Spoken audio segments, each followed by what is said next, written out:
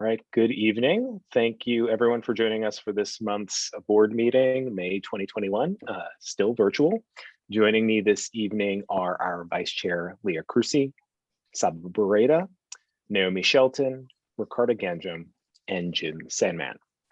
And I wanted to note at the top of today's meeting that Steve Bumbaugh has stepped down from the DC PCSB board. As some may know, Steve's term ended officially a few months ago, and he kindly stayed on in a holdover capacity through the spring so that we could conclude our evaluation of new charter applications. And after 6 years, Steve decided he was ready to move on. He was our second longest serving current member other than myself, and he served during a time of change on many fronts, and I and all of my fellow board members and the PCSB staff are thankful to Steve for his leadership and for his commitment to the city and to its young people. It was always clear how Steve put the most vulnerable students at the center of his work at DC PCSB and beyond, and how deeply informed his perspectives were from his time working in and with schools. I'll always remember his contributions to this board in partnership around our shared purpose, and I valued the ways he pushed our thinking across the board. I also appreciate the challenge he set for us as we move forward to always revisit our practices, to ask hard questions of ourselves and of our charter LEAs, and to listen closely to what families need and what they wish for in their children's education. We look forward to the mayor putting forward a new board member, and we all look forward to having them join us when that happens. Now, while we're weeks away from this school year ending and the start of summer programming, we're still hopeful that more students will return to the classroom this school year. We know how important it is for students to be in a classroom learning with their teachers and peers. I'm going to ask our executive director, Dr. Michelle Walker-Davis, to tell us more about schools reopening and summer activities before we get into our public hearing. Dr. Walker-Davis. Thank you, Chairman Cruz. And if staff can help project some slides that I have for the board, that would be great. Before I start, I just want to continue to acknowledge the hard work of all of our educators in getting through this crisis as we are still wrestling with the next few weeks. I just want to acknowledge the hard work that has happened across the board in our charter and traditional public school sector. And really, we are just coming out of Charter School Week, but thank our charter leaders and everyone for the effort that they have put in for the best possible time that we could have with our students this year. In partnership with our schools, my team continues to collect information about the operating status of every public charter school. And since our last board meeting, I've had an opportunity to visit a couple of our schools, and I plan to visit a few more in the coming weeks before the end of the school year. During my school visits, I was greeted by smiling eyes behind face masks, as well as hand sanitizer and a temperature check at the door of each of the schools that I visited. And so I can say I've witnessed firsthand the health and safety protocols that our schools are putting in place to make the in-person time that they are creating for our students as safe as possible.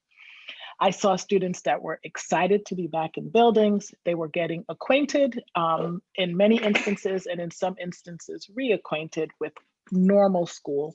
And teachers were really thrilled to be back in the classroom practicing their craft. It really was a joy to hear student laughter and to see teachers in their element teaching. I want to say a special thanks to Perry Street PCS, to Cedar Tree PCS, and Friendship Southeast and Tech Prep for allowing me to visit. And I'm looking forward to the visits that I'll have in the coming weeks. I know that returning to in-person learning isn't possible for every student and family this school year as schools are navigating our health and safety guidance. But I know that schools are working through the challenges, and I will share a few of their concerns a little bit later to ensure that next fall we have as many students as possible in our buildings experiencing in-person learning as our priority option. As I've said since last March, we will continue to be supportive of those efforts. We will continue to monitor the challenges and to lift up where they are remaining. But we are optimistic that by the fall, every school should be able to offer in-person education 5 days a week as its primary option. To date, our health consultants have completed site visits to 85 campuses to ensure that schools are following the health and safety guidance from DC Health and the Office of the State Superintendent. My team continues to follow up with schools that are still fully virtual to help them prepare their campuses to open for in-person in the fall. I am very excited to say that currently we have over 20,000 public charter school students that are learning in a school building and receiving some form of in-person instruction. It has been a heavy lift for our school leaders, but we are at the point where we have close to a little over 20,000 students who are experiencing some form of in-person learning. The campus level operating status data continues to be found on our homepage on our website, and that is updated as we get new information from schools. But I want to share a little bit about the breakdown of the campus operating status. So I want to start by saying that we only have 7 campuses that are fully virtual to date. So the remaining campuses have a range of supplemental in-person learning all the way to full-time in-person learning. And you can see here the breakdown. I will note that we have definitions for each of these categories on our website because it's, there are some distinctions between full-time and part-time hybrid, but essentially the differences would be the number of days per week that a student has access to learning. But it is very exciting to note that we only have 7 campuses that are still fully virtual. And the reasons for that range from facility capacity, ability to provide high quality virtual instruction and not being able to do both in person and virtual well. And then also just really the opinions and perspectives of school communities. So I'll talk a little bit about where we are right now. First, I want to share that in addition to continuing to support this in-person learning for this semester, many of our campuses are looking at hosting programming over the summer.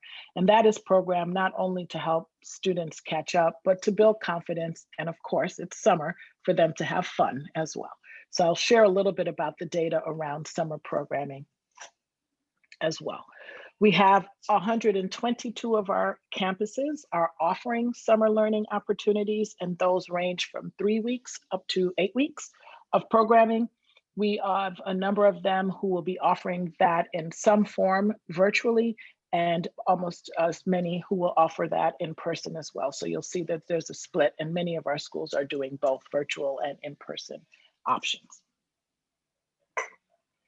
Those programs will begin as early as June 28th and will run through August 6th. And I think I misspoke by saying 8 weeks, 3 to 6 weeks programming for summer. In addition to the data that I shared here around summer, many schools have thought about starting their calendar year earlier. And so I will be able to come back to you at a later date with a full list of the schools that might start their year a little bit earlier to kind of get back on track for the fall. I want to spend some time just talking about the 21-22 school year and the reopening efforts as schools are looking to the fall. I believe you are aware that earlier this month, the Deputy Mayor for Education sent a letter to schools informing them that Mayor Bowser has expressed the expectation that they plan for in-person learning 5 days a week for all students, but that there may be instances where virtual learning will be necessary for students who have a medical condition. And to date, the guidance has been set out that virtual programming will be looked at by exception for students who have a medical condition, and that they will have to submit verification of that. As you can imagine, in addition to that particular aspect, some of our schools have expressed concern that the requirement could have an adverse impact on enrollment and attendance. And so we are certainly continuing to engage with students, with LEA leaders to find out what specific challenges they have. And what we've heard to date is that there are facility constraints that might make it a little bit challenging for them to bring back everyone in their student population 5 days a week while also adhering to the 3 feet social distancing requirement. But you may also be aware that schools have begun to speak to their facilities needs when we're on the LEA calls, and we have had conversations with the DME's office about ways that they can support around facilities, help with the coordination with that, and our LEAs are calling on the government broadly to help with access to green space and public facilities, and where possible, any help in facilitating use of other spaces. Another challenge that's been lifted up is that when it comes to vaccines, some of our schools have shared that they have a subset of their population that do not yet feel comfortable sending their children to school until all members in their household get vaccinated. And so while their child may not necessarily have a medical condition, adults in their home are either vulnerable or do have a medical condition. And so that's one of the challenges that have been expressed. And while there is general appreciation for the vaccines being available for our adolescents, middle graders, and high schoolers, there's still some concern that without it being available to children below the age of 12, there's some hesitation in school communities. Schools have also noted that the vaccine hesitancy among some families and staff sort of create a conflict for them in raising the confidence level that school is safe. And so they are working not only to get staff within the building completely vaccinated, but to create opportunities for families to recognize that staff are here and staff are safe, and there's a safe return to the building. These are just some of the many issues that schools are grappling with as they develop and implement their reopening plans. I continue to work with the Deputy Mayor's office and also our state superintendent and her team around what we can do to support the state return to schools. I had a robust conversation yet this afternoon that in addition to the challenges presented on the K-12 side, that with our adult and alternative education population, that they have a set of unique challenges that are separate and apart from the K-12 arena, and that as we look at broad policy across the city, that we're mindful of the impacts that it will have on adult and alternative populations. So I want to stop there. If there are any specific questions that board members have on the data that we shared, I'd be happy to answer that or invite a member of my team to answer. But as I said, all of our efforts and our team here is really on supporting not only the schools that have already returned, but supporting them for a safe return for the fall and to work towards our collective goal of 5 days a week in person for as many students as possible. Thank you, Dr. Walker-Davis. I don't have a question, but I know that we've really appreciated and found informative the panels of school leaders coming before us, especially over these last few months, updating us on how they're addressing the needs of students and different phases of reopening. I don't know if this might be the plan for June, but I think it'd be timely to have several come before us, especially if they're addressing different challenges in different ways. And as you mentioned, some of the adult schools versus some of our K-12, I think that could be really additive to the discussion if we could fit that in the agenda. Yes, that would be great. I know our schools are actively building their continuous education plans, and so they are in the throes of developing the future state for the fall. And so I think it would be helpful to hear directly from them the creative solutions that they have already come up with and that they will, I would imagine, continue to work on for the next few weeks. I'll open up to any board members that have questions for Dr. Walker-Davis. I really appreciate this update, and I imagine I know the answer is it's kind of in the works, but do you have any knowledge or word from OSSI on expected, any kind of expected updates on guidelines from them? And secondly, do you think we'll be able to, in the months leading up to the school year, be able to regularly update members of the public who attend our meetings to hear of we had a table that showed the number of campuses with in-person learning now, but maybe forward-looking of the number of campuses that anticipate being able to be open full-time in the fall? Sure. So two things that I would say to that. There is a regularly scheduled LEA meeting tomorrow that the deputy mayor typically has with LEA leaders, and we will, I expect that there'll be further clarification on the guidance that was originally sent in that call.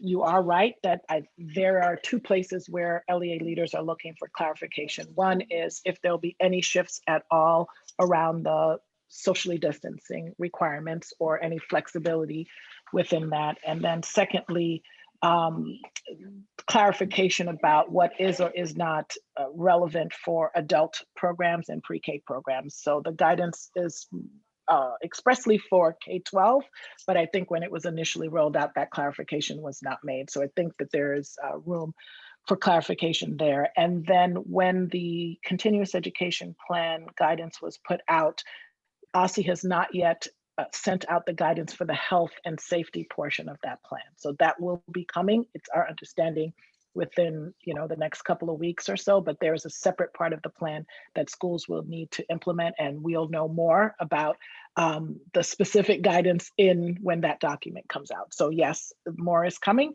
and we expect that there'll be clarification over the next week or so because schools are working right now on their plans.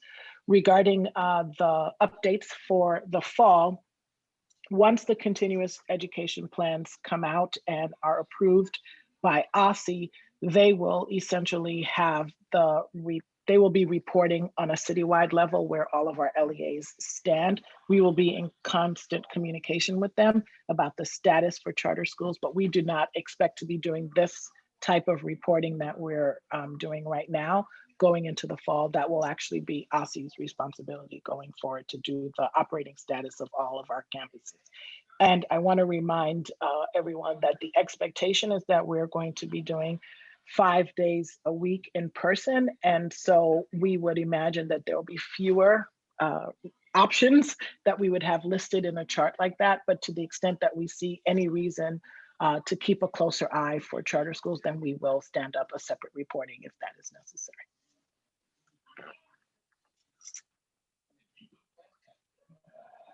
Wonderful, thank you. Thank Board you. members, any other questions for our executive director?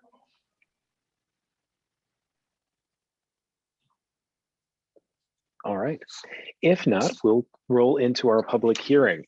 As we move through each agenda item, Brianni, our moderator for the evening, will unmute DC PCSB staff or individuals speaking on behalf of the school. If at all possible, we ask you to use your video if you are presenting to the board. The hand raising feature, however, has been disabled, so individuals who've previously signed up to testify will be called upon in order.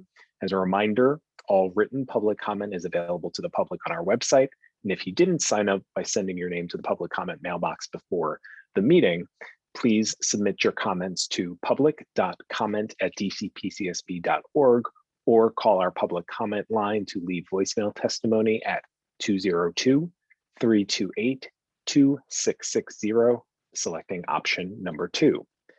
So Brianni, we're going to move on to our witnesses signed up to speak, and I'll ask you to open the line for Ronald Thompson Jr. All witnesses have 2 minutes of public testimony time. All right, can everyone hear me? Yes. All right. Now I will be brief. My name is Ronald Thompson Jr. I'm a district resident, Washington, and native. It has been over a month, I believe, since I sent an email to Chairman Cruz and members of the board regarding comments made by a member of the board. I have returned this evening to express further concerns that were raised during last month's board meeting regarding a member of the board's role in the approval of DC Wildflower. The member who I wrote about in my email was revealed to the public to be one of two members of the board responsible for shepherding the application through its process. And in the time since I sent my initial email, I have heard nothing from Chairman Cruz or any member of the board regarding the behavior that I outlined there. I, as a resident, as someone who is an advocate in the education community, am particularly concerned about the way that this board carries its business and how it deals with the public.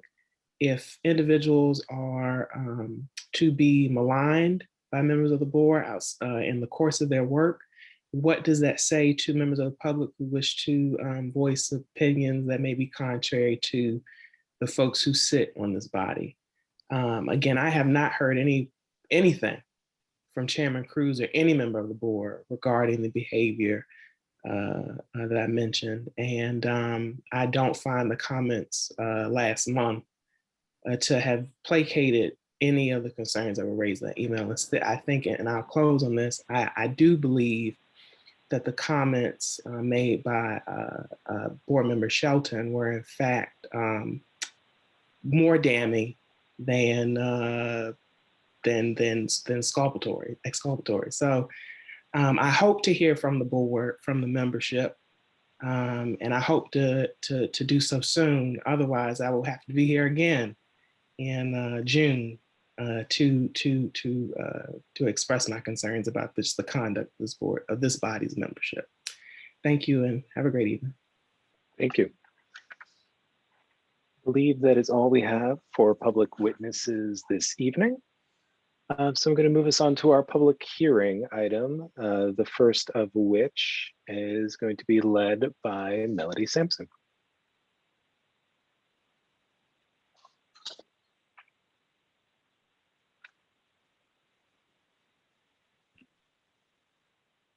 Good evening, everyone. My name is Melody Sampson, and I am the Senior Manager of the School Quality and Accountability Team.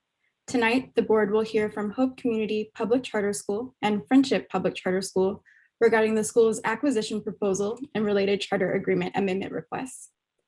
Hope Community Public Charter School is a two-campus LEA that enrolls students in grades pre-K 3 through 8 and wards 4 and 5. The school's board is relinquishing its right to operate its Lamont campus, which enrolls students in grades pre-K 3 through 5. Friendship Public Charter School seeks DC PCSB's approval to acquire Lamont's assets. If approved, Lamont students who are in grades pre-K 3 through 4 will be eligible to bypass the My School DC lottery and enroll at Friendship Public Charter School Ideal Elementary for school year 21-22. This would increase Friendship Public Charter School Ideal Elementary's enrollment by up to 183 students. However, Friendship Public Charter School does not need an enrollment ceiling increase because its enrollment cap is sufficiently high. Friendship Public Charter School Ideal Elementary is located across the street from the Lamont facility. Friendship Public Charter School intends to purchase or lease the Lamont facility, and I believe the school has an update about its facility acquisition tonight. Either option requires an amendment to include the new site in the school's charter agreement. Hope Community Public Charter School's campus relinquishment will result in a correspondingly decreased enrollment ceiling. It will drop from 1,080 students to 357 students in school year 21-22, ultimately reaching a maximum of 460 students by school year 23-24. Additionally, as discussed during the April board meeting, Hope Community Public Charter School has voted to not renew its charter management agreement with Imagine Schools, which expires this June. This change will require an amendment to remove references to Imagine Schools' responsibilities in the Hope Community Charter Agreement. Representatives from both schools are here to answer any questions you have about their requests. Thank you, Melody. Can we have the Friendship, the Friendship and or Hope or whoever's here to speak on behalf of the hearing item? Good evening, Pat Brantley is here. I believe that we have Hope representatives as well. Would you like me to start? That would be great. Okay. Well, first, I want to join with others in expressing my thanks and gratitude to Steve Bumbaugh for the moral leadership that he has provided to all of us. I will always value how he challenged the status quo and demanded that we each do our best for children, families, and schools, always, no matter what. To the matter at hand, Chairman Cruz, DC Public Charter School Board members, and to the parents, students, and trustees of Hope Public Charter School Lamond campus, first, let me thank you for hearing from Friendship and for considering how we work together to ensure that the students of Hope have a stable and thriving school home for school year 2021, 2022, and beyond. As many of you know, Friendship operates our Ideal Academy for preschool to 8th graders directly across from Hope Lamond. For several months, we have been in discussions and planning with the Hope Board to determine the best way to ensure that Hope students and families have the options they want and deserve for a school home. But we didn't stop with just the board. In the months since these discussions began, we have met with staff, we have met with families, we have reviewed programming and space, and we have reached out to the ANC and council members to ensure that our proposed plans are known as well as clearly outlined. I'd like to talk for a moment about the families, students, and staff. These are difficult and complicated times. In regular times, we would have been at the campus every day so that family, staff, and students could see us and talk about their hopes and dreams. We would have opened our campus doors so that family, staff, and students could observe our programs, see our facilities, and experience a friendship education. While complicated, this work didn't stop because of the pandemic. Instead, we had multiple meetings and engagements, mostly by Zoom and webinars, but some in person. Specifically, when Friendship staff visited Hope Lamond to meet with both Hope and Imagine staff, our meeting also included town halls, open office hours for staff, information sessions, and parent opportunity sessions, including learning more about Friendship specialized instruction programs for English language learners and students with disabilities.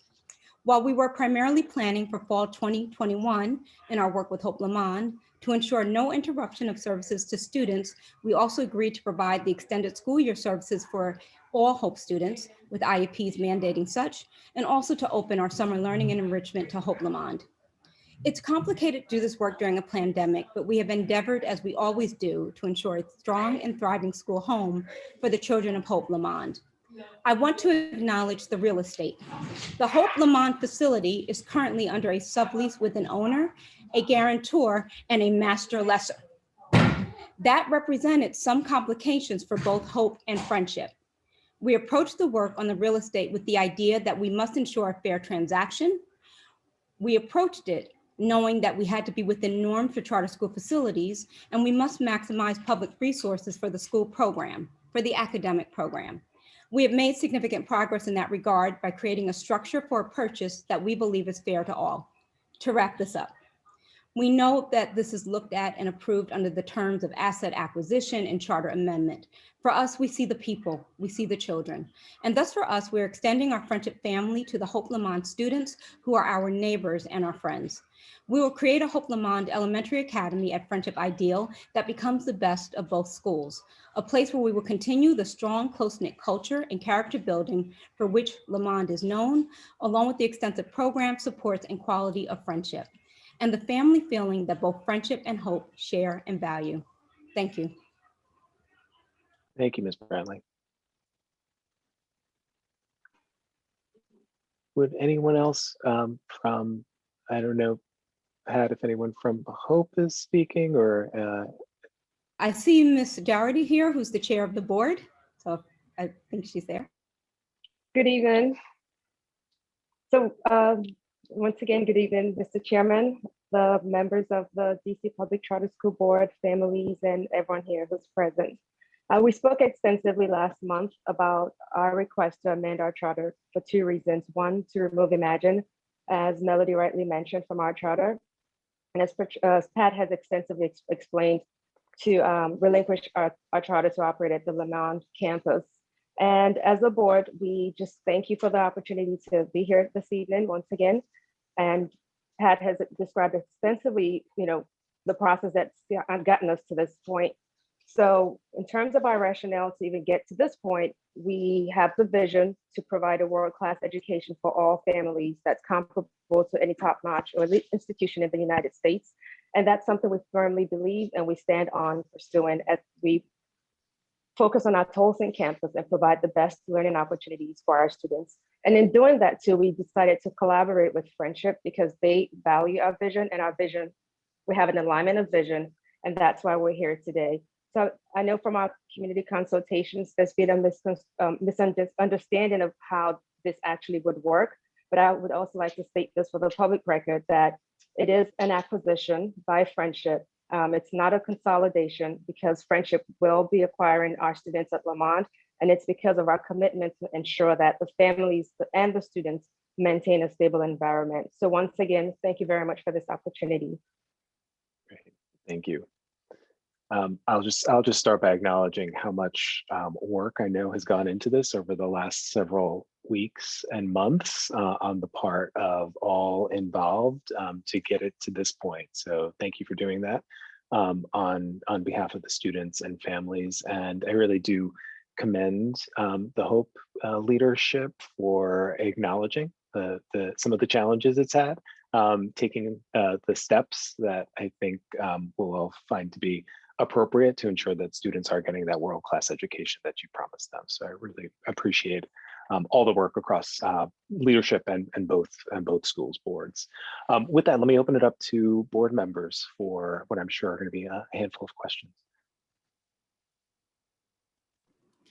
I want to reiterate the same note of gratitude. This is a lot, and particularly for the volunteer board members, this is on top of so much else that you are doing. So I wanted to see if you could share with us how the Hope family community has responded to this news and these intentions. Absolutely. So considering that we are taking 2 steps, one is to relinquish the charter at Lamont. Families were initially concerned, and once they knew that we were going to be working with Friendship, they had a sense of comfort. And we really spent a lot of time engaging the community. We brought parents on, we answered all their questions. They got to know what they will get, including a master plan of what the building would look like if the acquisition did take place. And we're proud to say that I think we're at a place we can confidently say that, yes, it has happened. And so really understanding the vision, understanding what they're actually getting, seeing the difference in what they have been getting and what they could get, recognizing the gaps. You know, for example, a curriculum that's old as 1998 in 2021, really understanding the facts helped. I think for a long time, the facts were not clear, the facts were unknown, and there were some, misinformation or potentially disinformation as well. I think really engaging the public by letting them know what the issues were, letting them understand that we're potentially getting $4,000 back to each student, academics, made sense to them. And I think any person who knows your curriculum is as old as 1998, and as I said at one of our board meetings, and you think this is a bad decision, then I really leave you to your conscience. So when you know those facts, there's no reason we would think it's a bad decision. And the same thing applies to our rationale for going with PLA as well, and in our operating agreement.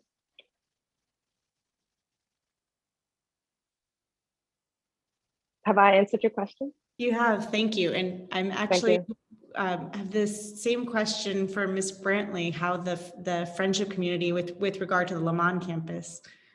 So they're very excited. I mean, these are school communities and they see each other across the street from each other, parking cars.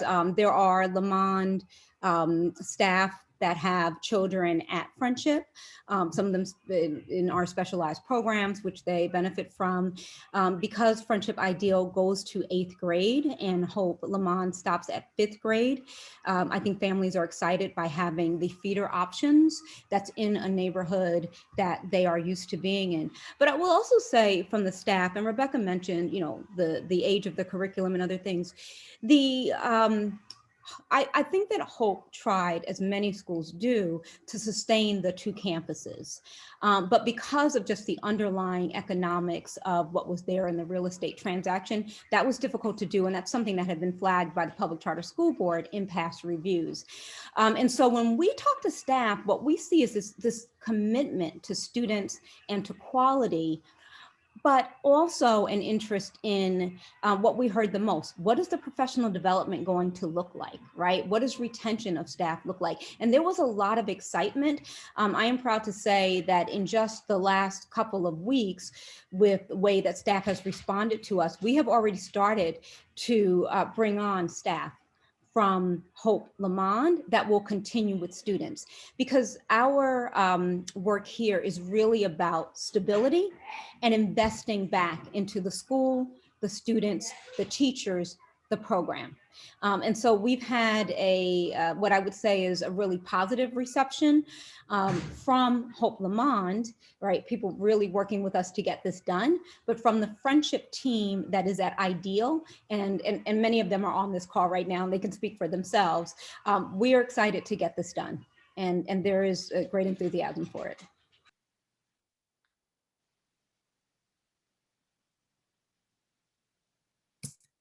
Just to build upon that, you were talking about the experience with acquiring Ideal, and I was interested to know, what did you learn from that transition and that you're applying into this acquisition?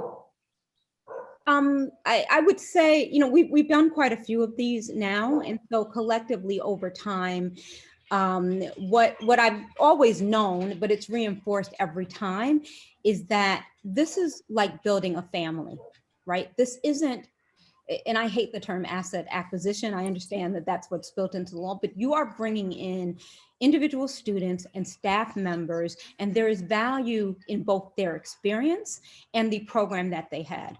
And so it really is the merger of what I will call equals. In every school, Ideal had a very strong focus on an Afrocentric curriculum, on sort of this idea of family, and on character. And so what we learned were that there were things that were happening at Ideal that were part of their fabric that we wanted to continue, not only at Ideal, but in other parts of Friendship.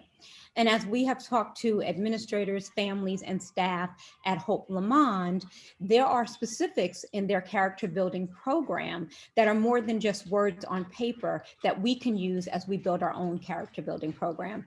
And so what I would say is that every school has its strengths. I know that the PCSB, you know, has to look at schools in a way that's somewhat standard across, but I think that even you know that every school has its strengths, and those are things that we are hoping to enrich not only the Hope Lamond program at Ideal, but all of Friendship. Thank you.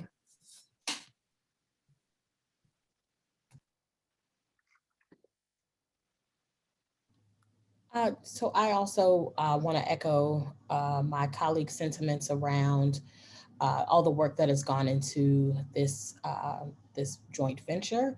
And Ms. Brantley, I just have a quick question about, again, we know that Friendship has been doing this work for quite some time, but you also have a mix of Tier 1 and Tier 2 campuses.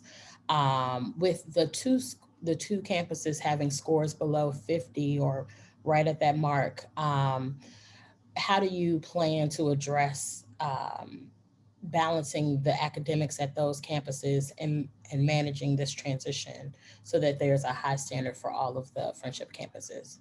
So personally, I would say there is a high standard for all Friendship campuses.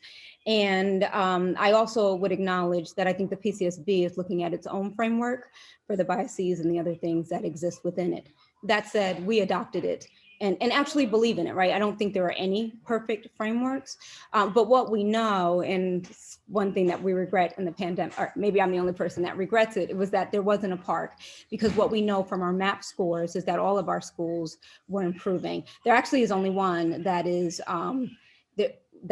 was right at 49.9 or something like that, but significantly improving. And so we saw that all along. But that said, to talk about all of our programs, mix of Tier 2 and Tier 1, as you mentioned, is that we keep a high standard for all of our campuses. We have standardized curriculum across our campuses. We have also invested in coaching and leadership. One other thing that we invested in was the retention of teachers. And so if you look across the last 3 to 4 years, you'll see that all Friendship campuses are retaining teachers and other staff at much higher than the DC averages for schools, and that makes a difference. I would ask if she is here and can be unmuted, that Bielka Scott Marcus, who's our Chief Academic Officer, can talk more about our program and the balance that we do. But before she does, let me say this. Leaders make a difference. And so having experienced leaders at each place, because sometimes when we saw changes or shifts in the PMF, it was because of what we would say are supports for leaders and leadership tenure. And so if you look at IDEAL, we called back Joseph Spade, who brought our Southeast campus to Tier 1 and has more than 10 years in leadership to be the leader of that campus. And so that is how we are looking at leadership, which is that when we're changing program or expanding, putting in somebody with a solid leadership tenure in place, because then they're not also growing at the same time as the campus. And I'll end there and ask for Bielka to also add in. I think, good evening, everyone. I think that I would also add to what Ms. Brantley has already shared is that the way that we have been able to differentiate has played a really intentional role in how we are shoring up the equality or the high quality of our standardization of instruction across all of our schools. So what does that look like? We have implemented a very high quality curriculum. This is going to be our 5th year of implementation going into the 21-22 school year. And it has allowed us to differentiate in a way in which our teachers are providing much more intentional small group instruction over the instructional periods and blocks that we have. We are also and have also been shoring up our student support team services through our MTSS process, which is in direct alignment with ensuring that our Tier 1 instruction for all scholars is top graded. And in all of our elementary and middle school campuses, for our MAP data this school year, we've seen improvement at our middle school and somewhat of a sort of flat standard of performance in our elementary schools, but we are moving through even summer programming to be much more intentional about our high dose tutoring as well as our summer programming so that students are prepared for the 21-22 school year as they matriculate on through our campuses and our schools. Ms. Brantley, you mentioned staffing a couple of times and the fact that you're already working on it and thinking about it. How will other Friendship campuses be affected by those staffing decisions? You mentioned that you pulled a great leader from one of your schools to go to IDEAL. Have you thought about that, and what can you share? We actually didn't pull a great leader from one of our schools. He was a great leader at our school that had come into our community office and then started doing other work at another school. And so we brought him back. And so we built up our community office with sort of experts in education, but we also have a program of residents. So we have leaders that are under other great leaders at our campus, and we will have them as resident principals or resident APs, resident coaches, so that as we might expand, we've got a built-in person. Typically, the resident would stay at their Friendship campus that already exists because they know that community. And then the senior leader can move on to another school if we were expanding. And I know some of these expansions aren't necessarily known, but we felt the need to really invest in our team so that we have people available.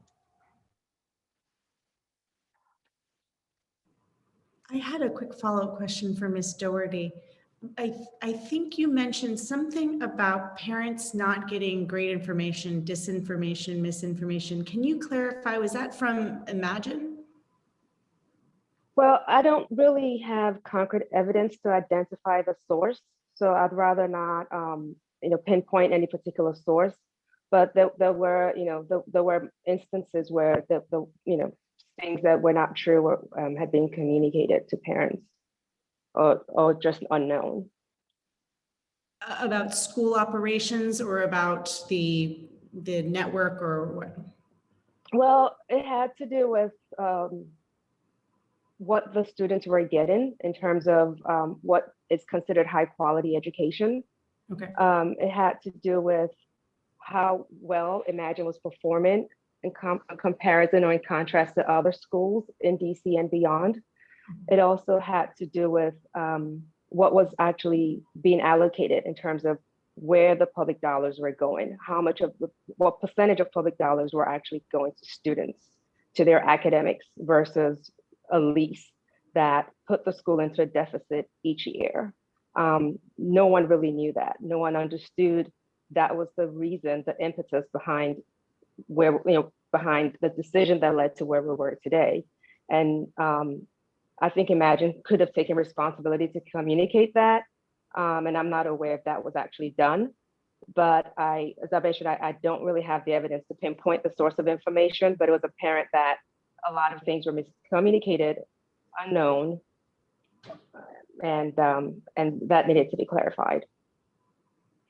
Okay, thank you. Thank you. Ms. Brantley, one additional question. I know that there's been a lot of work, not just in general, but in particular in the last few days about the facility purchase. So if you could maybe just say a few words as to sort of the state of that part of the negotiation. Sure. We think it's important to try to keep the kids in the school home that they have, even whether we have capacity in other places. So that said, we have made progress as of today with a purchased agreement that will maximize dollars for the school. As Ms. Doherty mentioned, the lease itself was structured in such a way that it was probably one of the most expensive in charters here, which really limited what could be done for the school program. The purchase agreement is within what we consider to be charter school norms. It will allow us to operate the school and ensure that we are focusing public dollars on education. The purchase is Friendship's purchase, but because there's a lease, there is an agreement that both Hope that has a sublease and Schoolhouse that has the master lease will be terminating the lease. And that after this purchase and their termination, no further obligation for the school. And so that leaves us free and clear to operate in a way that we think makes the most sense for the kids. Great, thank you. Thank you. Thanks for all the work on all ends to resolve that. All right, board members, any additional questions? We are going to be voting on this when we go into the public meeting this evening because of the time sensitive nature and wanting to make sure we can communicate all of this out to families. So now is your time for any last questions.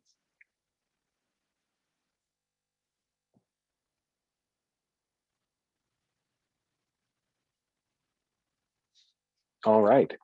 Well, Hope and Friendship team, we will be voting on this in the next hour or so. Thanks for all the work again, and thanks for answering all of our questions. I know it's been an active, again, couple of days and weeks, but we'll see you shortly. Thank you. Thank you. And I believe, Melody, you are still on for our next public hearing item. Yes, the board will now hear from Digital Pioneers Public Charter School regarding the school's request to establish 2 distinct campuses within the LEA and to operate an additional facility. The school proposes identifying its middle school as Digital Pioneers Joe Henning and identifying its forthcoming high school as a separate campus named Digital Pioneers Capitol Hill. The school also proposes operating a second facility located at 4025 9th Street Southeast. Ultimately, Digital Pioneers Capitol Hill, the high school, will operate at 709 12th Street Southeast, which is the existing campus, the existing facility. And Digital Pioneers Joe Henning, the middle school, will operate at the new facility, again, located at 4025 9th Street Southeast. However, the transition will be gradual. In school year 21-22, the new space will house the LEA's incoming sixth graders, and the existing facility will house the 7th through 9th graders. By school year 23-24, all middle schools will be educated at the new facility, and all high school students will be educated at the existing space. The school is available to answer the board's questions about this proposal. Great, thank you. Ms. Ashton, I take it enrollment is going well since we are discussing the expansion into 2 facilities. So as you can imagine, we're interested in hearing about that in addition to just the overall facilities decision-making that's going on. Okay, well, good evening, everyone. I have to always start with our kids in mind. So you can see these are our founding kids. On Friday, they came to campus for picture day. So this is they don't graduate, they're getting promoted to 9th grade. And so I just wanted to share with you our founding kids, some of our staff. We've said we've only just begun. And so I will give you a quick update. But before I do that, I do want to also express my appreciation for Steve Bumbaugh and his leadership.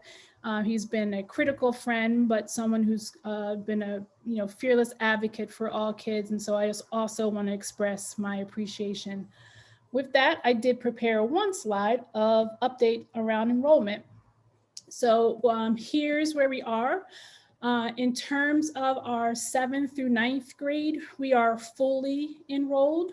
At 6th grade, which is our new campus, we have had 161 applications, and we currently have 100 students who have completed some or all of their enrollment. As you know, the enrollment process is one of detail.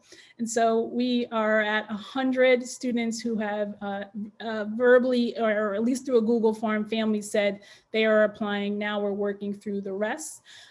You can see at 7th grade, we have 90 of our 97 scholars who are returning. Just to refresh the board's memory, last year we were below our 120 target, but you can see we have over 116 applicants just for 7th grade.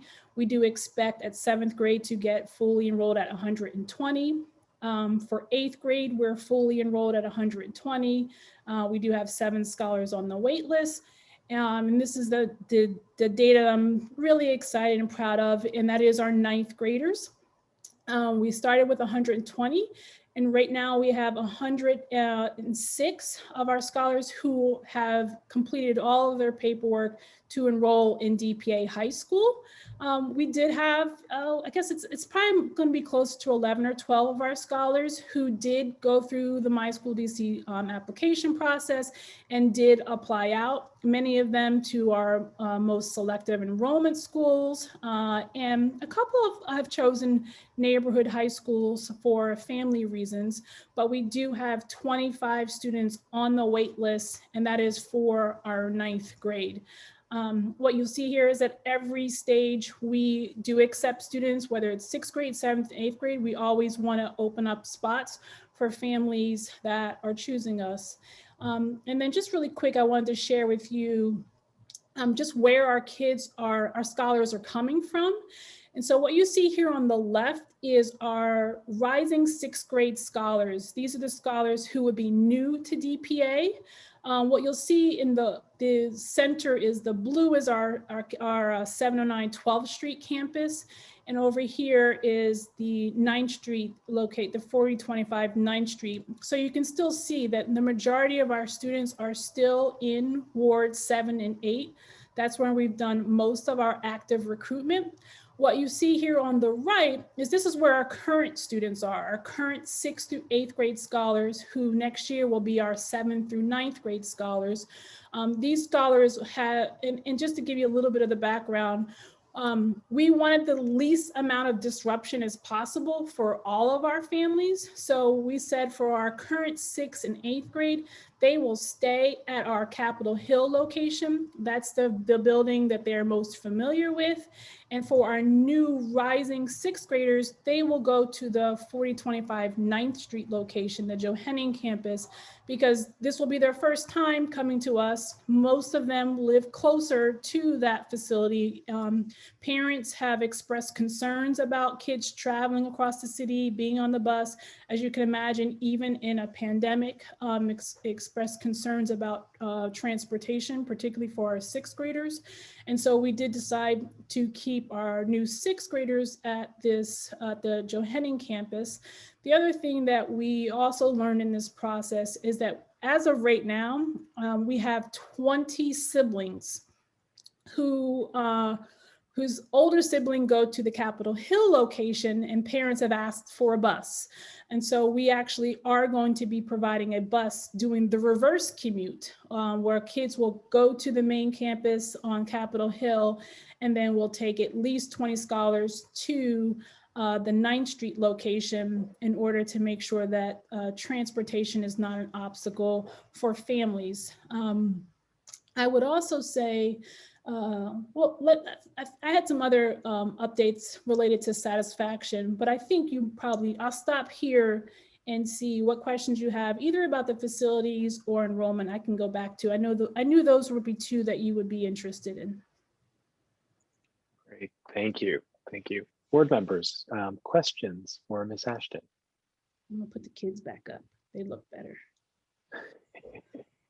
Jim? Thank you, Ms. Ashton, and congratulations. That's great news. I think you've already answered this, but I want to confirm my understanding that no student currently enrolled at the 12th Street Capitol Hill facility is going to have to move as a result of your acquisition of the new facility. Only brand new students will be going there. Correct. Can you tell me how the number of applicants, sixth grade applicants this year for the new, did people know the new location when they applied? Yes, we had to have the lease per our conditions by February 1, right. And the sixth grade deadline was March the 1st. So right. We had a month of over communication and with our families. And as you know, they weren't matched to us until the end of March. So even in our matching, they know the location. Thank you. And how did the number of applicants for sixth grade this year compare to the number you had last year? Great question. We have historically every year had 120 applicants for our 120 spots on March 1. This year we had 85 applicants. The difference was that 63 were top 1, 2, 3. So we had a lower number of applicants, but a higher number of match 1, 2, 3. Since the March 1st deadline, as I think is trend across the city, we've had even more applicants post the March 1 deadline. So I believe that's where the 161 comes from. That is both by March 1st and then post lottery. Thank you. You're welcome. Hello, Ms. Ashton. Thank you so much for the data that you provided early on. It's very helpful. And the clarification you just provided to Mr. Sandman. Wanted to see how you all have engaged with the various communities. I know that you have families that are continuing on, but were they involved at all in terms of, how were they informed about the plans? What did that look like? What concerns have been raised? I know you mentioned the shuttle or bus between the two campuses, but what other concerns have been brought up by members of your school community? Yeah. Or the overall community? Sure, great question. I think everything right now is all about COVID and safety and what are you gonna do in person, remote. And to be honest, because most of our current parents are satisfied to very satisfied with our remote program, we are able to really share that, and again, at this time, parents are not sure if we're going to be in person or remote. So we can talk pretty candidly about our success of remote school. Although and this is actually the slide I wanted to show you, we 2 weeks ago got back into person with our CARES classroom. So we are just like the city are excited to be in person serving students and families. It has been incredibly just exciting to see our kids back in person. So the number one question has always been, are you going to be in person? Are you going to give an option of remote? What are the safety protocols that you're going to have in place, particularly for our sixth graders? That continues probably be the number one. The number two is transportation. And to be honest, we have continued to build relationships with our local elementary schools, whether they are a charter or a traditional public. And many of them have been incredibly welcoming and open. I've done a number of Zoom information sessions with fifth grade teachers, again, in both charter and in traditional public schools, because there's just not as much work that we can do in person. So I would say the feedback has been very open and very responsive. Now, the one other thing that has come up is just around safety. It's a little bit related to transportation. This location is kind of very close to the Maryland line.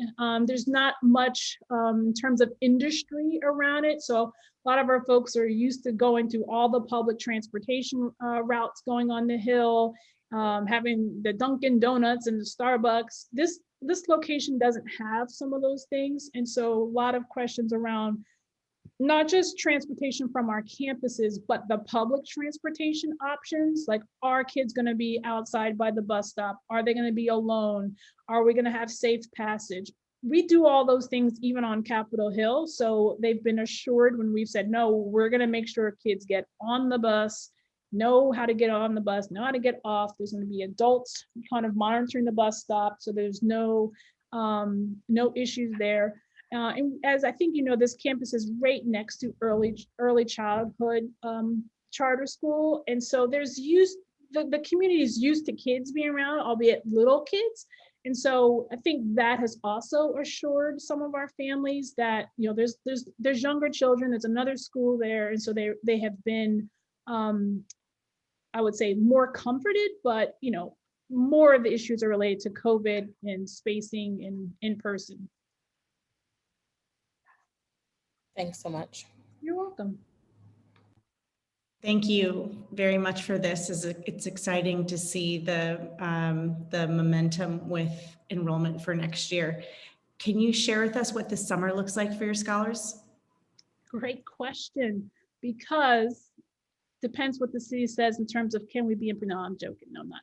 Okay, so we are doing probably at least $500,000 of renovation to our existing building to put in more bathrooms, trophers, air purifiers, to get more classrooms with windows because of the restrictions related to COVID, which we're super excited by. And we are going to do remote summer school. So right now, last year, we partnered with Cadence Learning. We intend to do that again this year, although we really want to be able to open and provide more in-person recreational experiences. So one model is going to be online in the morning in terms of academic. We're also looking forward to piloting some high dosage tutoring. And then we're really trying to find some recreational activities and incentives for our scholars, because we know that is incredibly important for their social, emotional needs and health. So we are doing all of the above, including offering it probably to our rising sixth graders. Just in these last 3 weeks, we've started student-led groups. And so our eighth graders, we are going to look to see if they can run student-led groups or clubs, something that they have expressed some interest in. Thank you. Thank you.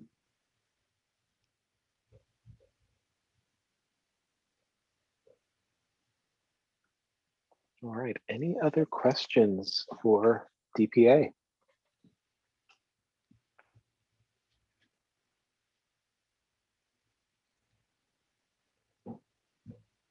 All right. Well, congratulations on the good news on enrollment and facilities. Interested, as I'm sure you are, about seeing that sixth grade class fill in. But we'll look forward to hearing more as we get deeper into the year and closer to next year. This matter will be voting on at our June meeting. Great.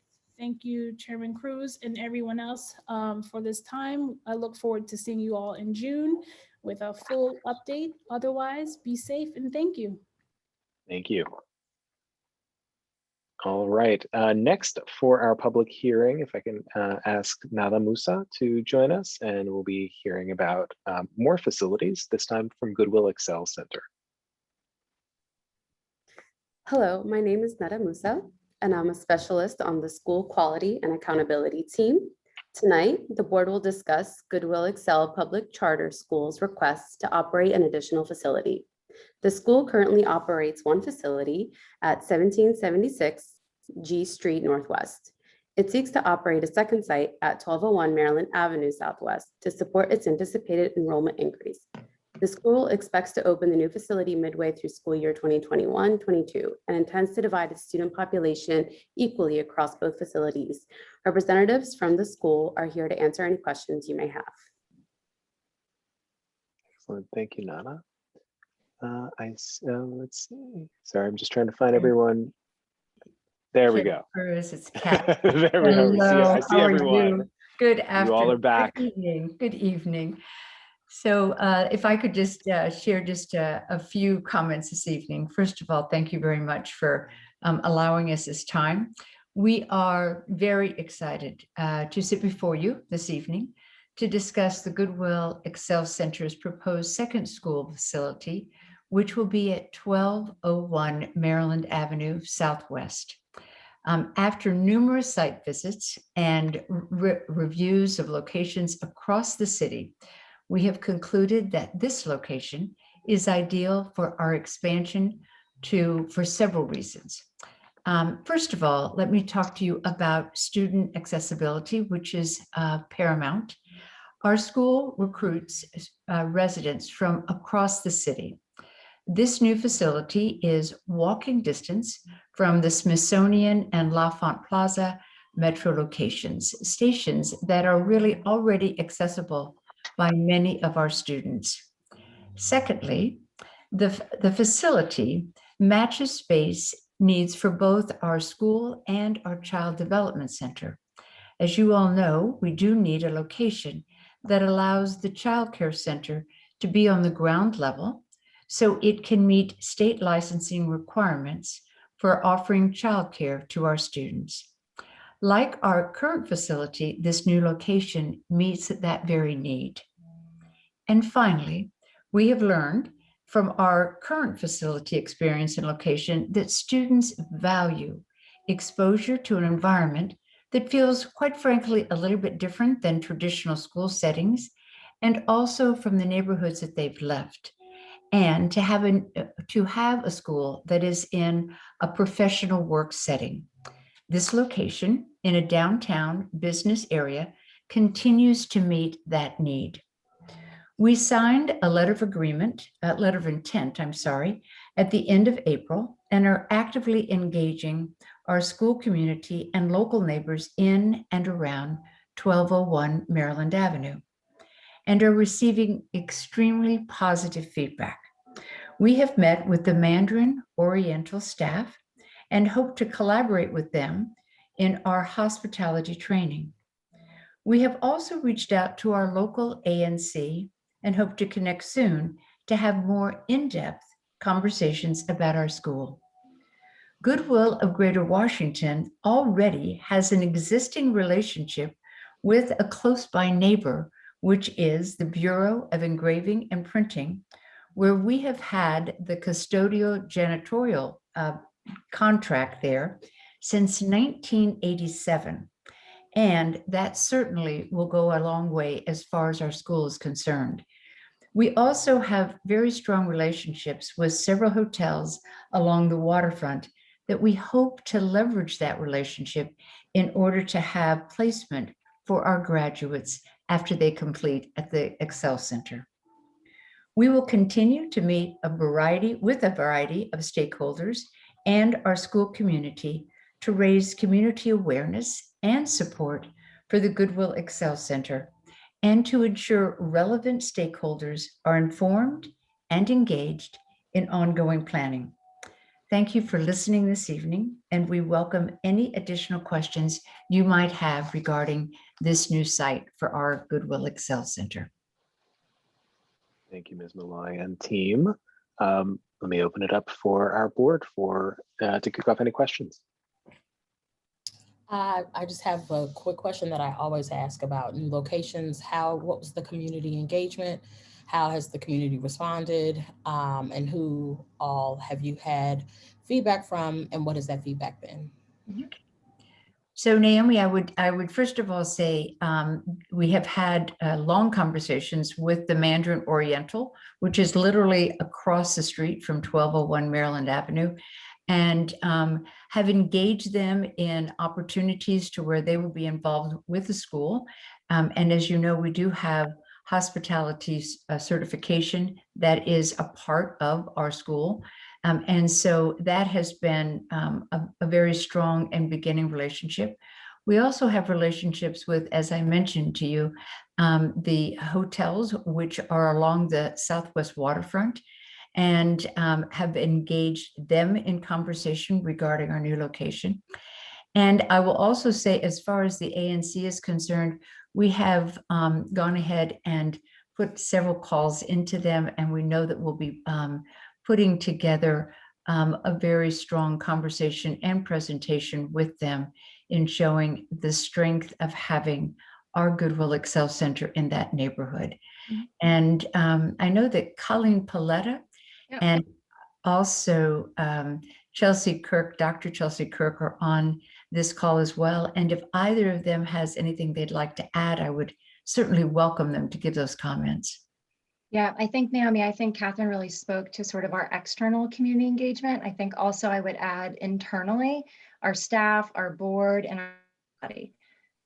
We've really been engaging about expansion and what we need in another facility and in a location, like since the end of 2019, but really intentionally since the beginning of 2020. Specifically, what our school community has told us about what's important in a new facility, like small things like, please make sure you pick a facility where there's food options, because our students need during lunch or before or after, it's really important that they've got low cost food options. Down to things, metro accessibility is really important. Many of our students come from Southeast, as you know, and being able to have a metro stop that is accessible by any of them and walking distance to our school.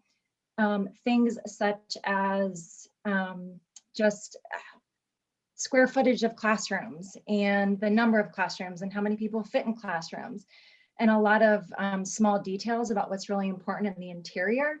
And so all of that information that we started collecting back in the beginning of 2020 specifically has informed, like every time we look at a potential facility, it's with the lens of, okay, what will our staff think about when they're working in here every day? And then for our students, what's really important to them in terms of the layout of classrooms and where they're coming each day. And so I would just say both have been really important in guiding our vision of how this new facility is evolving.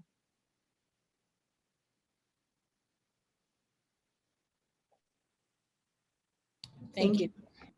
Thank you for this. So I understand that your current facility is at full capacity, but yes, you may need to be making some capital improvements to this new facility. So when do you anticipate being able to enroll students at this new location, and what happens if that is delayed?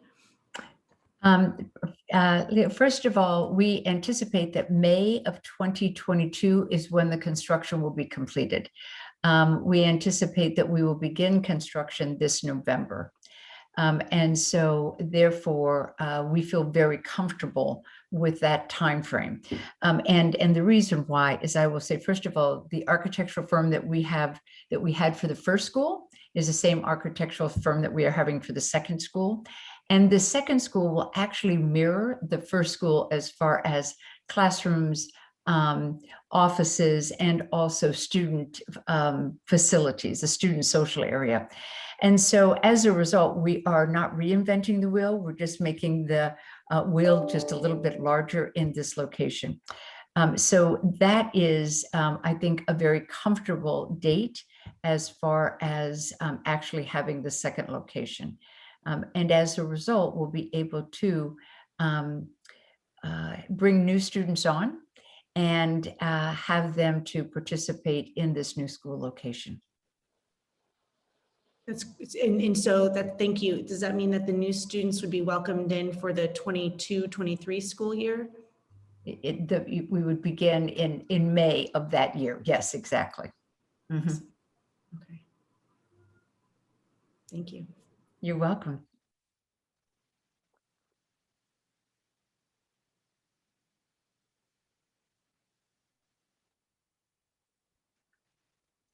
You all wound up answering any questions that I had. I was going to ask about the design of the facility, which is so well represented in some of the Zoom backgrounds, and I know well from my visits. Is this the current space is underground in part, right? Can you say a little bit about the accessibility of the new space? Sure, Rick. What is fantastic about this is it's all on ground level. So it will be all on this one level, and it is on ground level. And it's also will be about 26,500 square feet, whereas our current location is about 23,000. So we're actually able to, on one level, so you don't need to go down on one level, we will have a larger facility than we do even at 1776. Wonderful. And I think, and Leah, I just wanted to also add on one sort of extra sort of nugget to your question. So what we will be able to enroll more new students next school year, but the students that are going to be physically kind of finally at our second site will be sitting in that site come term 5 at the end of next school year. So we will be enrolling new students next school year. It's just they won't be physically taking classes at that second site until the end of the year or middle of the year or year round, essentially. So you have adequate capacity at your current location to accommodate those new students? Yes, we are. What we're balancing right now, as you can imagine, with the continuing ed requirements, plus the anticipated health and safety protocols coming out for schools, plus our current facility, balancing all three against the needs of our students and our unique schedule. So we've got about 4 or 5 different plans right now. We also have access to some extra facility space should we need it as we iron out these plans between now and the July deadline when all plans are due. So we're balancing all three: social distancing requirements for our students, the reopening plan guidance, and our facility space. But do fully expect that we will be able to serve more students next year with these constraints.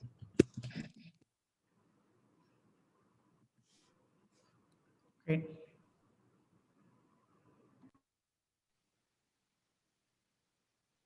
All right, any further questions?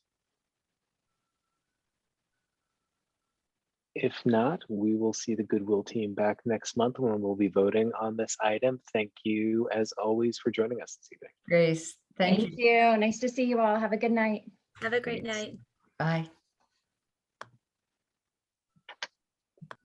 All right, Nada, you have one more item for us, and I mistakenly thought the friendship team was done until the vote, but they have another item up in the hearing. Hello again. Tonight, the board will discuss Friendship Public Charter School's request to revise its graduation requirements. The school seeks to change its graduation requirements to allow participation in sports and extracurricular athletic activities to meet the physical education requirements for high school graduation. If approved, the school would allow students participating in a sport at Friendship or an affiliated external organization to earn high school course credits for PE. Representatives from the school are here to answer any questions you may have.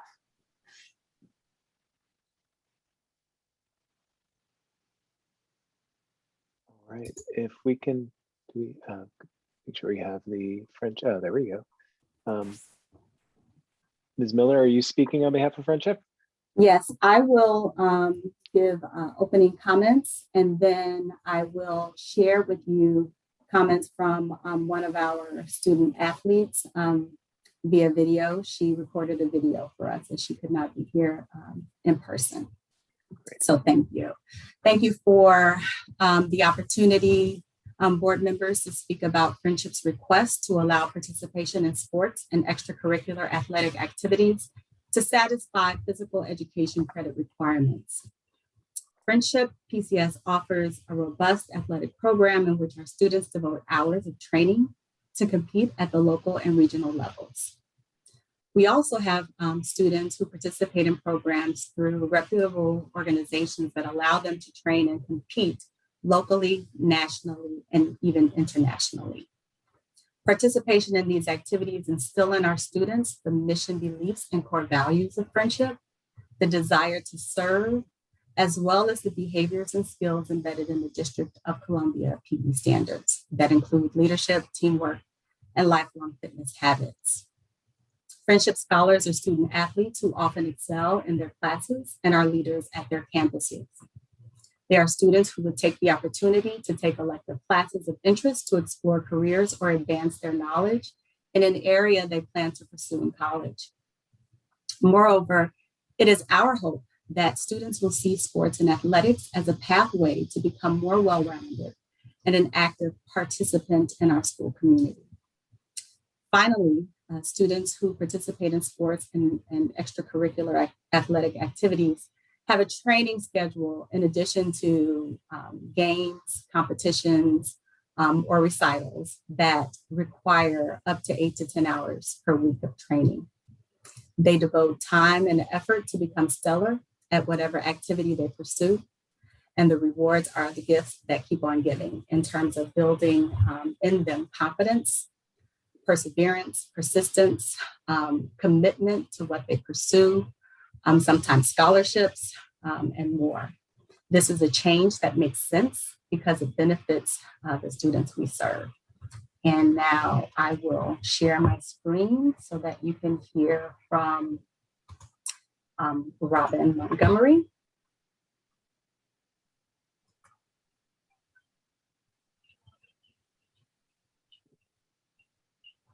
We can't hear her. Oh, you can't hear her? Okay. Let me see. Let me see if I change my screen and move it to my laptop versus my monitor, if it'll be better. Let's Okay. see. It's still low.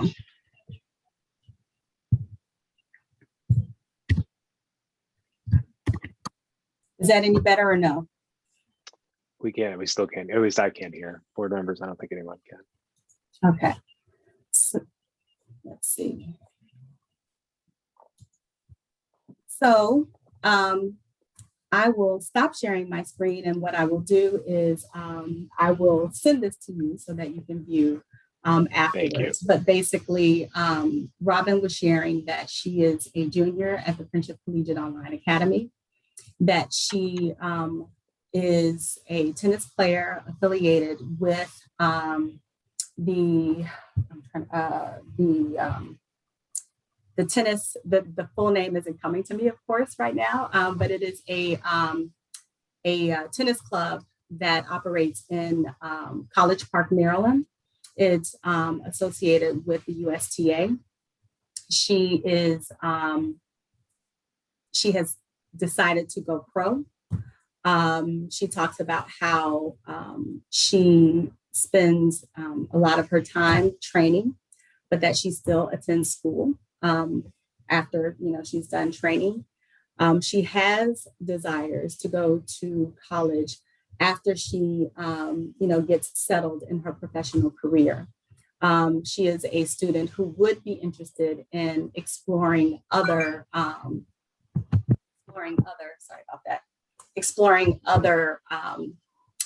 courses of interest.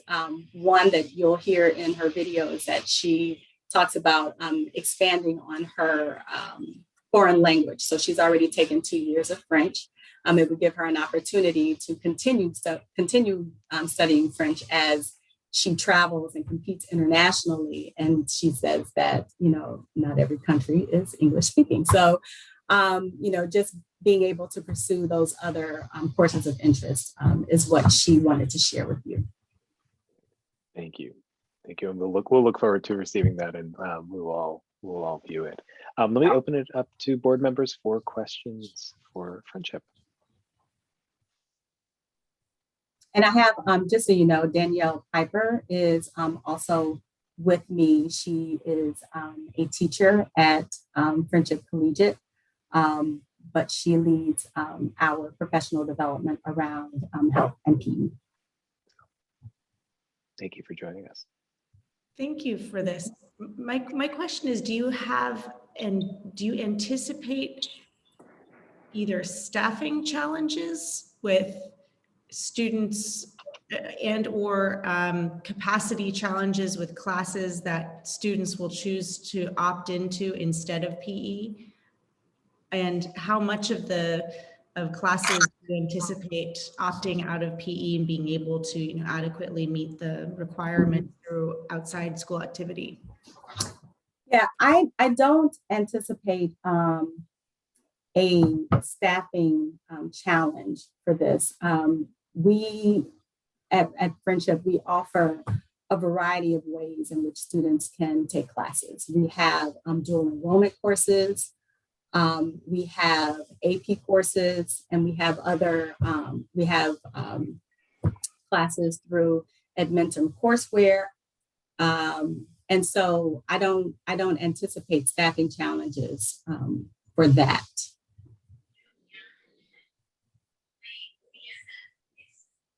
Ms. Miller, can you tell us a little bit more about the process by which you'll determine, a reputable external organization? And will students do that at the beginning of the year, and there'll be a determination? If you could just give us a little more on the mechanics of it and the standard by which you'll use to decide if it's a activity. Yeah.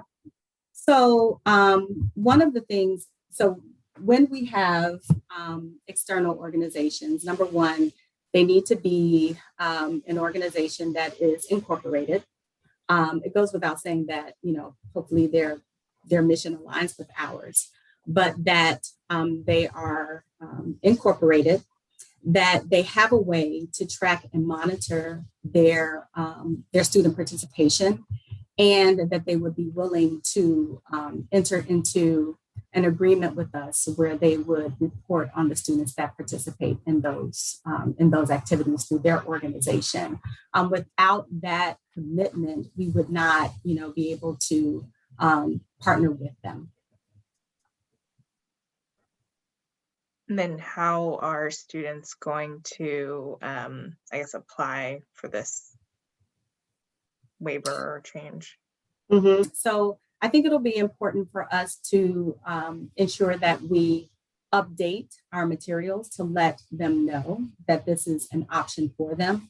It's easier for our students who are currently enrolled at Friendship and who participate in sports activities because, of course, this opportunity would be communicated widely to our staff, and they would be able to give their students more information, or the scholars who participate in sports, more information about that option, and would lay out what the requirements are. But it will be very important for us to communicate this to the families of all of our students, that this is an option. And so, that's how we plan to go about telling them about this. In addition, there are open houses that we have where our athletic directors and coaches of these activities give students information about these opportunities. And so, as students are exploring, especially new students who may not currently participate on a sport and they have an interest in it, this is something that could be, that would get them really interested in participating in sport because they know that, by doing this, I may not have to, take a PE course, but I can do this instead. Thank you. In developing your plan, did you consult with families at the school? And if so, what kind of feedback did you get? So I'll start, and then if Ms. Piper has anything to add, she can. So we decided to pursue this because, it's something that we've talked about over the years, something that we've heard from our students anecdotally. We didn't do a widespread, survey in preparation for this application, but just over the years from hearing from our students in particular about why would they have to take PE if I'm, spending all of this time training, practicing, and doing all of this physical activity. And so when we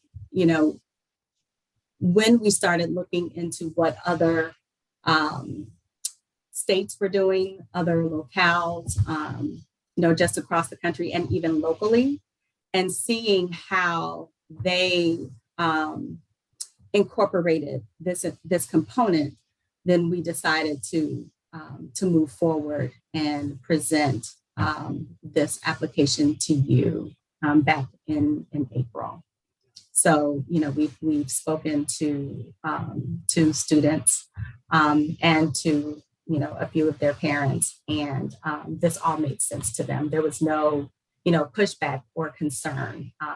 They appreciated having this as an option to be able to do. Great. What percentage of your students do you anticipate might take advantage of this option? I am not sure. I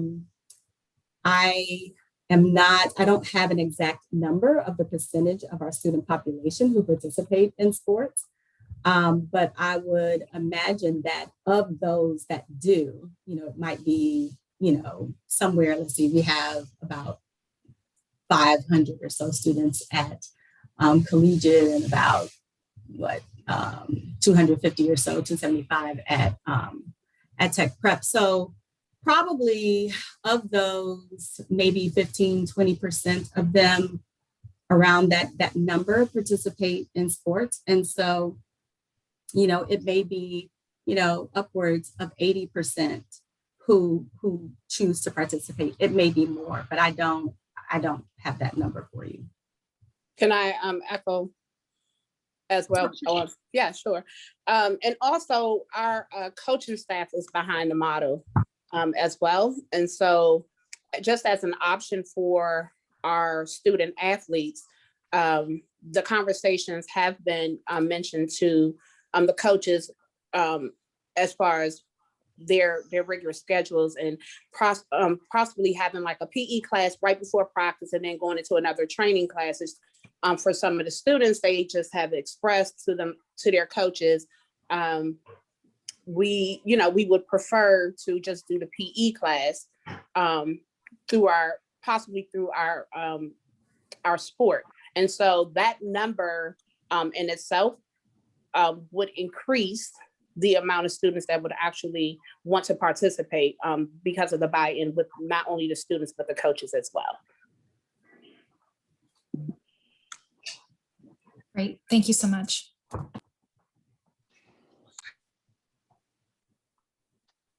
All right, any other questions for Friendship this evening?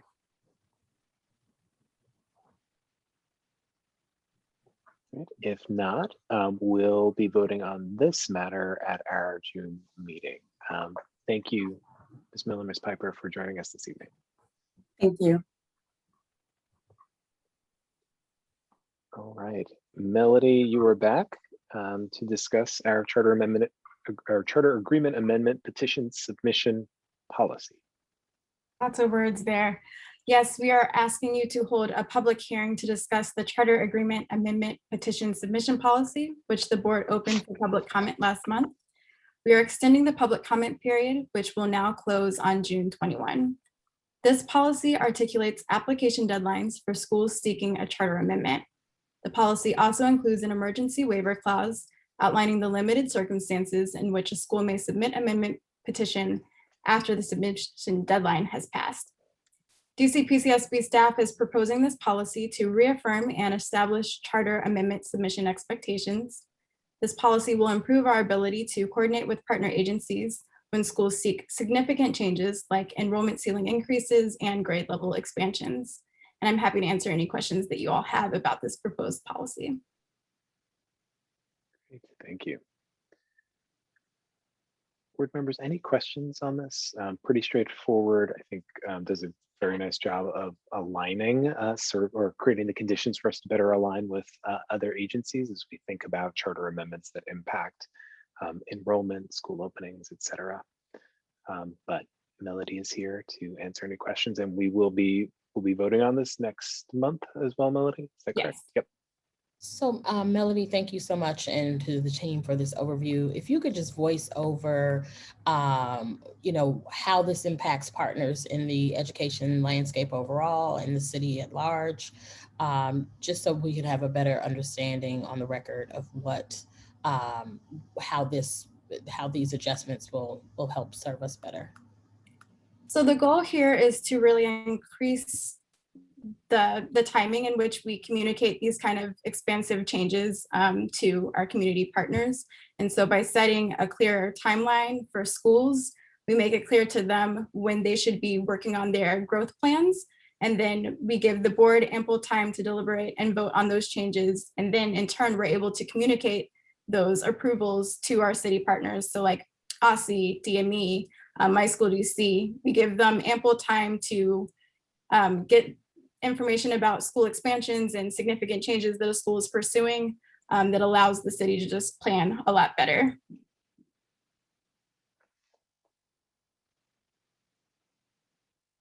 Naomi, I'd also add it allows us to communicate with more advanced notice to parents as well, to the extent that there are any charter amendments that explicitly impact parental choices.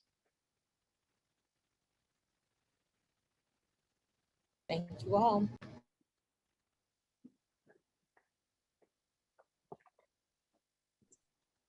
Board members, any other questions for Melody? All right, Melody, I think you might be done. Oh no, you're not done for the evening. you'll be back shortly. Thank you.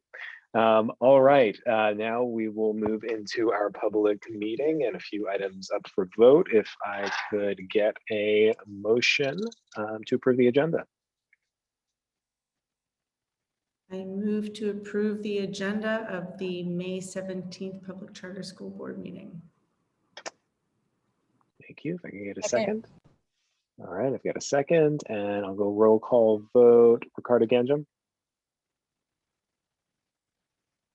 Aye. Thank you. Saba Barreda. Aye. Leah Crucy. Aye. Jim Sandman. Aye. Naomi Shelton. Aye. And an aye for me as well. Agenda approved, and Melody back up for a vote on the charter amendment that we discussed earlier. If you just want to remind everyone really quickly, Melody, and then I think we'll be able to go to vote. Sure. DC PCSB staff recommends that the board, 1, approve the proposed asset acquisition between Hope Community Public Charter School and Friendship Public Charter School. 2, approve the school's charter agreement amendment requests. And 3, approve Board Chair Rick Cruz to sign the amended agreements on the board's behalf. As discussed during the April public hearing and tonight's public hearing, Hope Community Public Charter School is relinquishing its right to operate Hope Community Public Charter School Lamond at the end of this school year.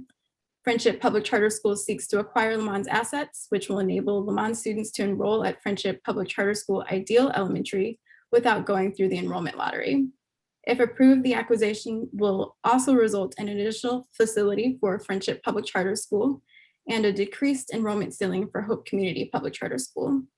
Finally, Hope Community Public Charter School is ending its partnership with Imagine Schools, which requires an amended governance structure. PCSB opened this proposal for public comment on March 23, and the public comment window closed tonight. DC PCSB did not receive any public comment on this proposal. Thank you, Melody. I hesitate to make the assumption that we don't have any questions, so I will ask if there's any need for any additional discussion of this charter amendment involving hope and friendship. If not, board members, I will take a very lengthy and detailed motion.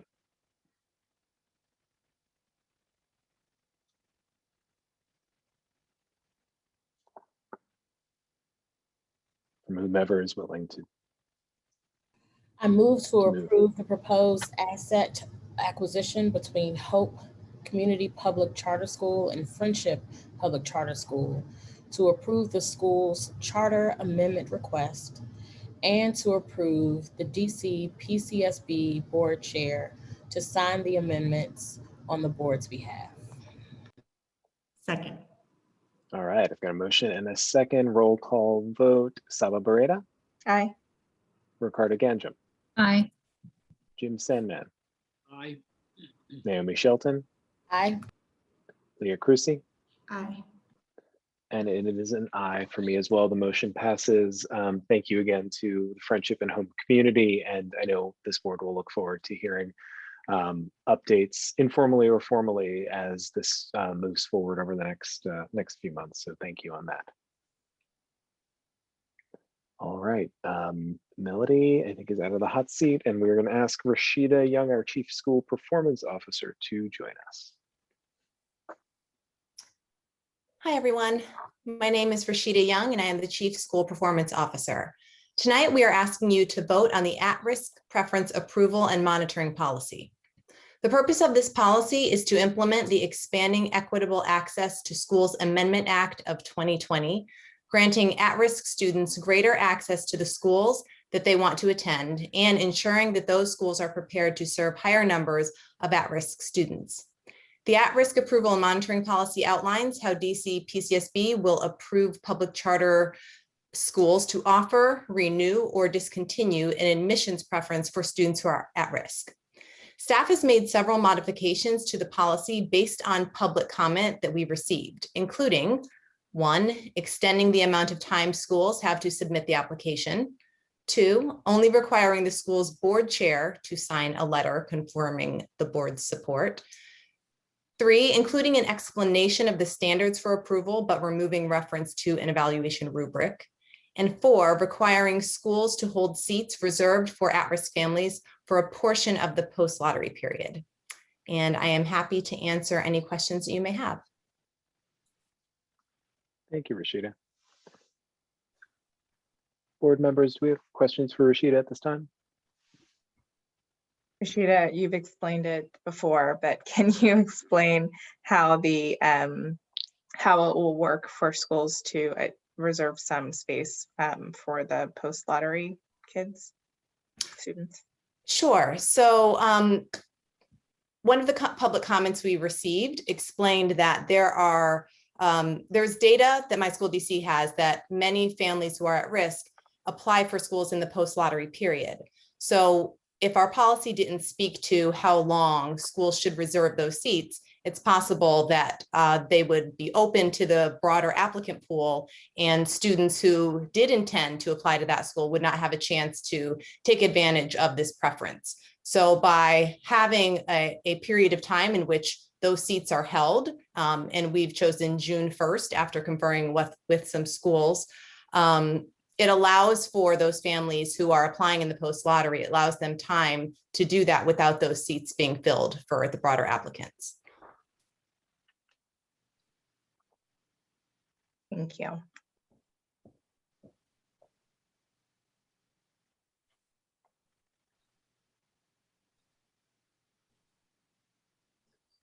Rashida, I don't have any questions. I just want to say I appreciate all the work that's gone into this as the representative of the board who testified to the council about this proposal. I think it does a nice job of reflecting our responsibility in their eyes and our holding schools accountable while also creating the conditions such that schools take advantage of this policy in a positive way, creating more opportunity for our at-risk population of students to participate in and be enrolled in more of our public charter schools, and also asking schools to explain how they intend to serve the students and serve them well should they move forward with this. So thank you for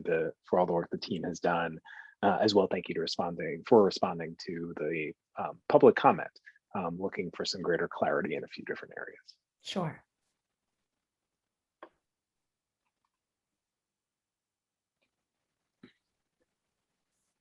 Board members, any other thoughts or questions on this? I know we've spent a fair bit of time discussing it.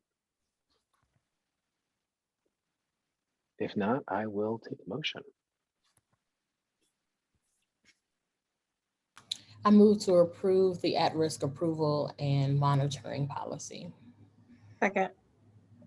All right, got a motion and a second. Roll call vote. Jim Sandman? Aye. Ricardo Ganjam? Aye. Leah Crucy? Aye. Saba Barreda? Aye. Naomi Shelton? Aye. And it is an aye for me as well. The at-risk approval and monitoring policy passes. Rashida, thank you. And again, thank you to the whole team for the work on this. Next is our consent calendar. To start with, are there any board members who would like to note a recusal for the record before I ask for a motion on the consent calendar? I'd like to take my recusal for the KIP related vote. Thank you, Ms. Shelton. And I for the youth build vote. All right, Ms. Crucy. All right, so those two are both noted, and we can move forward with a motion for the consent calendar, noting that those two recusals on the two separate items. So I will take a motion on the consent calendar. I move to approve all items other than the two that were noted on the consent calendar. I think you can approve the entire calendar, and it just acknowledge that both of you. I move to approve all items on the consent calendar. I think it's the two lawyers to do this vote. It's not the two non-lawyers to do this vote. Thank you. So we've got a motion. Can I get a second? Second. All right, I'll do a roll call vote. Jim Sandman? Aye. Saba Barreda? Aye. Leah Crucy? Aye. Ricardo Ganjam? Aye. Naomi Shelton? Aye. And an aye for me as well. Board members, any new business at this point? We are done with all of our other votes for the evening.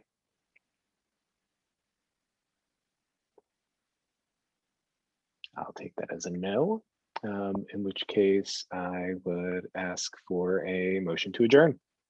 Move to adjourn the May 17th, 2021 board meeting. Second. All right, motion and a second. Again, our last roll call vote of the evening. Saba Barreda? Aye. Ricardo Ganjam? Aye. Leah Crucy? Aye. Jim Sandman? Aye. Naomi Shelton? Aye. And an aye for me.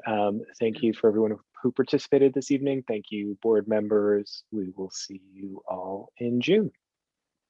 Have a good night. Thanks, everyone. Thank you. Good night. Bye.